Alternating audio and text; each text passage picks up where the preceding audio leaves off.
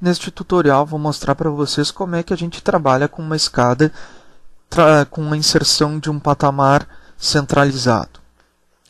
Pois bem, essa é uma escada que vocês podem ver que eu fiz de propósito essas linhas, que ela tem uma definição por trechos. Eu tenho um primeiro trecho configurado aqui, que seria um trecho de reta, um trecho de subida com degraus calculados. Eu tenho um outro trecho que seria um segundo trecho, que seria também uma reta, em que eu tenho um patamar único, e um terceiro trecho, que é um trecho de reta, e eu tenho a representação dessa escada subindo. Quando trabalhamos com a Active 3D, com a inserção da escada, podemos trabalhar com diversas configurações de escada, mas a gente sempre tem que prestar atenção em alguns pontos que são importantes. Veja aqui no nosso corte que eu tenho também a minha escada, que eu tenho um lance de subida, patamar e outro lance de subida. A única maneira de a gente poder trabalhar com a escada nessa configuração é trabalhando com o formato livre. Se eu clicar no comando escada, nós temos aqui os trajetos, as formas de inserção. É impossível trabalhar essa escada com formato U nessa condição, a helicoidal, e conectando em um objeto até seria bem difícil. A forma livre, como o próprio nome diz, ele me deixa a possibilidade de trabalhar com diversas formas livres. Só que quando eu trabalho com patamar, eu tenho que informar o distanciamento entre os trechos. Eu vou trabalhar de uma forma normal.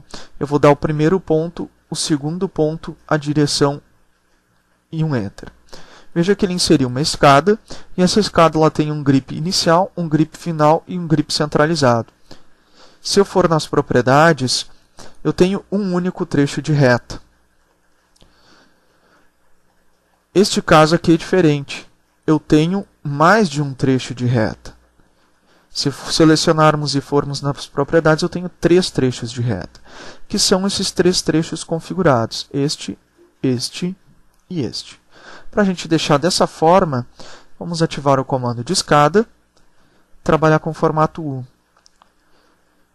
E eu tenho que informar os pontos de cada trecho. Eu vou dar o primeiro ponto onde começa a escada e vou dar um distanciamento de 2. Eu quero que ele tenha 2 metros de subida, 1,80 m de patamar, e um terceiro ponto para finalizar. Esse terceiro ponto ele vai acontecer levando em consideração a altura do pavimento e a fórmula de Blondel. Vou dar um Enter e a direção. Bom, essa escada foi desenhada exatamente igual a esta, mas se selecionarmos ela, veja que eu tenho grips a mais, e esses grips estão definindo os trechos. Selecionada a escada, vamos editar os trechos. Eu vou dar uma reduzida aqui. O primeiro trecho ele vai ser normal, ele tem os degraus automáticos. O segundo trecho é uma reta, eu vou mudar o degrau para 1, porque o patamar é um degrau único. E o terceiro trecho ele já calcula automático. E assim a gente tem informado os trechos, como a gente pode ver na escada que criamos agora.